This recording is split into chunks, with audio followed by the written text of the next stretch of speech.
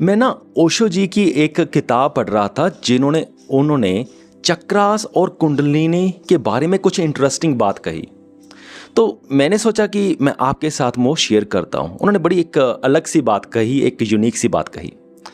तो नॉर्मली क्या माना जाता है कि कई धर्म कहते हैं कि जो हमारे शरीर के अंदर चक्रास होते हैं वो सिर्फ 7 होते हैं, यानी कि 7।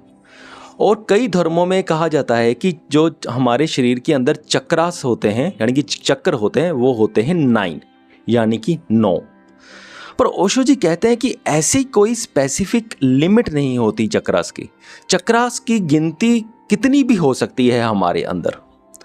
और पहली बात उन्होंने तो ये कही, जो चक्रास होते हैं वो उनका कोई फिजियोलॉजिकल एग्जिस्टेंस नहीं है, यानी कि ऐसा नहीं है कि वो हमारे शरीर के अंदर हैं। ओशो जी कहते हैं कि वो चक्रास जो होते हैं वो हमारे सूक्ष्म शरीर के अंदर होते हैं। और दूसरी बात वो कहते हैं कि जो चक्रास की जो लोकेशन है, जैसे कई कहते हैं पहला चक्रा मूलाधार होता है, उसकी स्पेसिफिक लोकेशन होती है, और उसके बाद जो नेक्स्ट चक्रा होता है उसकी स्पेसिफिक लोकेशन होती है, यानी कि स्पेसिफिक लोकेशंस दिखाई जाती हैं। पर ओशो जी कहते हैं कि ये सारी बातें बकवास है, कि चक्रास की कोई स्पेसिफिक लोकेशन नहीं होती। ये इंडिविजुअल डिफरेंसेस पर डिपेंड करता है, यानी कि जो यहाँ हो सकता है कि किसी बंदे का हार्ट चक्कर यहाँ पे हो और किसी दूसरे बंदे का हार्ट चक्कर यहाँ पे हो। ये कुछ भी हो सकता है, क्योंकि वो कहते हैं कि जो चक्रास होते हैं ना, ये सब में हर किसी में अलग अलग लोकेशन में होते हैं, कोई स्पेसिफिक लोकेशन इनकी नहीं होती। जब हम चक्रास पर हम काम करते हैं तो उस वक्त हमें ये नहीं इमेजिनेशन नहीं करनी होती कि हाँ मेरा हार्ट चक्रा यहाँ पे था और मुझे यहाँ पर वो महसूस होगा। हमने ये इमेजिनेशन नहीं करनी, हमने सिर्फ फील करना है कि हमें एक्चुअल में क्या फीलिंग आ रही है, कहाँ से फीलिंग आ रही है, कौन सी लोकेशन में से फीलिंग आ रही है। हमारा फोकस यहाँ पर होना चाहिए। हो सकता है कि हार्ट चक्रा की लोकेशन हमारी थोड़ी दाएं बाएं हो और हमें वहाँ पे फीलिंग आए, तब हमारी जो हार्ट चक्रा है वो वहाँ पर ही होगा। जो नॉर्मल लोकेशंस बताई जाती हैं 7 चक्रास की, वो सिर्फ एक कोरस्पोंडेंट, मुझे नहीं पता ये शब्द ज़्यादा सही होगा या गलत, मतलब वो ना सिर्फ एक जनरल सा आइडिया देते हैं, लेकिन स्पेसिफिक लोकेशन वो हमारी चक्रास की नहीं होती। अब दूसरी बात करते हैं कुंडलिनी की। जो ओशो जी कहते हैं कि ये ज़रूरी नहीं है कि अगर बंदा एनलाइटनमेंट होना चाहता है तो उसे कुंडलिनी का एक्सपीरियंस होगा ही होगा।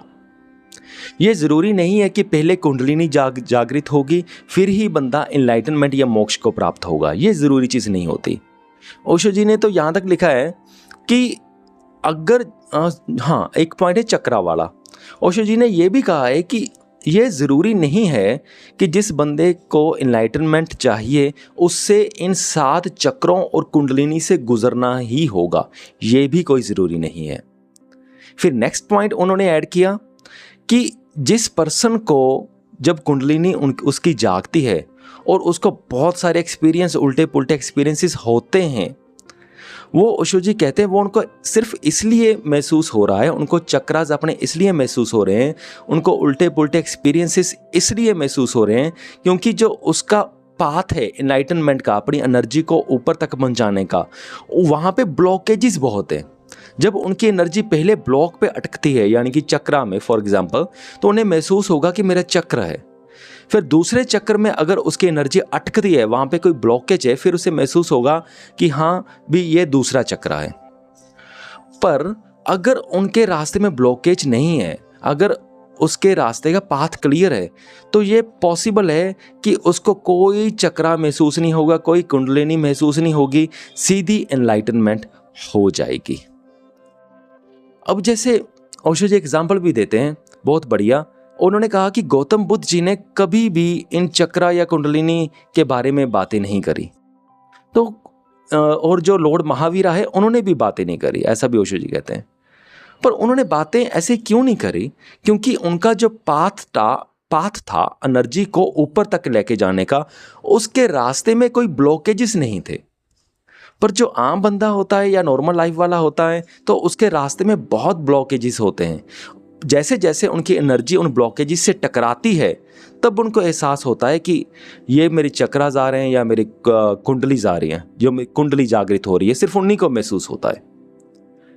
तो ये थी इंटरेस्टिंग बातें जो मैंने एक ओशो जी की किताब में पढ़ी, जो मैं रैंडमली पढ़ता रहता हूँ। वैसे मैं कोई स्पेसिफिक ऐसा नहीं है कि कोई एक किताब जैसे पढ़ ली वो कंप्लीट करता हूँ, कभी वो पढ़ ली कभी वो पढ़ ली, हर किसी की पढ़ता रहता हूँ।